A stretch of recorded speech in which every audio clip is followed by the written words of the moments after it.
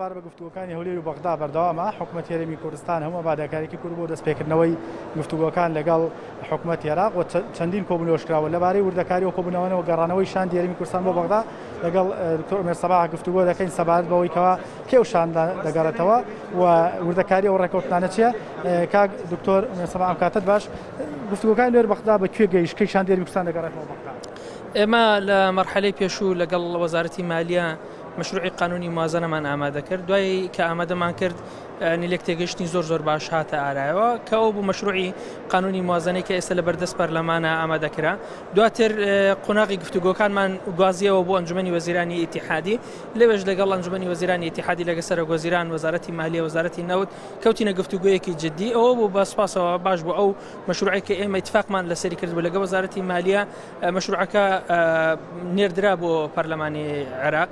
قۆناغی سێمی گفتوگۆکانمانەوە بوو کە چوین لەگەڵ لەژنەی مالیەی پەرلەمانی عێراق دەستمان بە گفتوگۆکردن کرد. تاکو ئێستا کەشێکی ئیجابی لە گفتوگۆکانمان هەیە، هەرچی داتا و زانیاری و ئەو شتانی کە ئەوان لایەن مەطلب بوو ئێمە زانیاریەکانمان پێشکەش کردوونە. هیوادارم کە هەمووان هەردوو لامان لە چوارچێوەی دەستور بگەینە ڕێکەوتنێکی باش بۆ هەردوو لە کەیشان دەکات دەچێتەوە بەغدا؟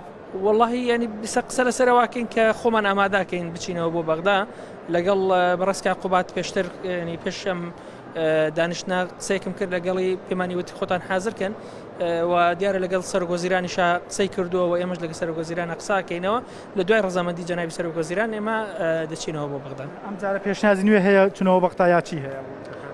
گفتوگۆکان لەگەڵ لژنەی مالیە و لەگە سەرۆکایەتی پەرلەمان بەردەوامن. وەگوتم ینی گفتوگۆکان هەتا ئێستا لە چوارچێوەیەکە کە ئێمە دەمانەوێت لە مەرجعیەتی هەردوو لامان مەرجعیەتی دەستور بێ. ناکرێ ئێمە پێشنیارێک تەڕح بکەین پێچەوانی دەستور بێ و ناکرێ ئەوانیش تەڕحێک بکەن بۆ هەر بابەتێک بە تایبەتی بابەتی نەوت پێچەوانی دەستور بێت. ئێمە دەمانەوێت لە چوارچێوەی دەستور بمینینەوە، ئەوەی لە چوارچێوەی دەستور موجود و ممکن بێ ئێمە کاری لەسەرەکەینەوە پێشی ڕازی. باز لەوە دەکرێت لە هەموو 25 مانگێک حکوومەت دەست دەکات بە دابەشتنی موچە، ئەمە چۆنە وردەکاریەکەی؟ بڕیارێکی ئەنجومەنی وەزیرانە بەڕێز جەنابی سەرۆکی حکوومەت تەوجیهی ئەنجومەنی وەزیران و وەزارەتی مالیەی کردووە کە بەپێی داهاتی بەردەست دەبێت هەموو مانگێک 30 ڕۆژجارێک ئەو داهاتێکە لە بەردەستمانە دابش بکرێت بەسەر استحقاقی فەرمانبەران. وەزارەتی مالیە تەکلیف کراوە لەسەر ئەو بابەتە.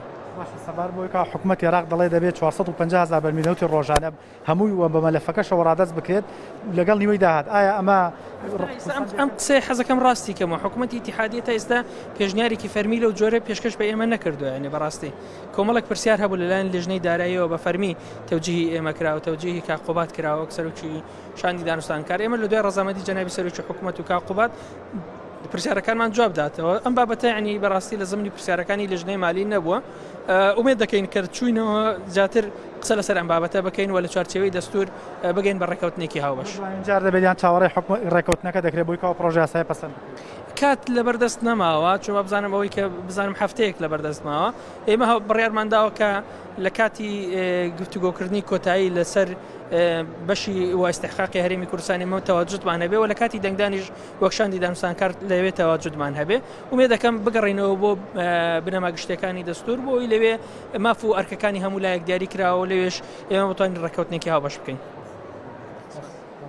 بەڵێ زانیاریەکان بوو لەبارەی ئەو گفتوگۆیانەوەن هەولێر و بەغدا و شاندی هەرێمی کوردستان سەبارەت بە پرۆژە یاسای بودجەی 2021 و ئاماژەی بێدا کۆمەڵێک پێشنیازی نوێ هەیە دەیانەوێت ئەمڕۆ خۆیان ئامادە بکەن بۆی کەوا بگەڕێنەوە چەند ڕۆژی داهاتوو دەگەڕێنەوە بەغدا بوو ئاماژش پێدا هەفتەیەک لە بەردەمیان داماوە بۆی کەوا لەبارەی پرۆژە یاسای بودجە گفتوگۆکان تەواو بکرێن و پەسەند بکرێت.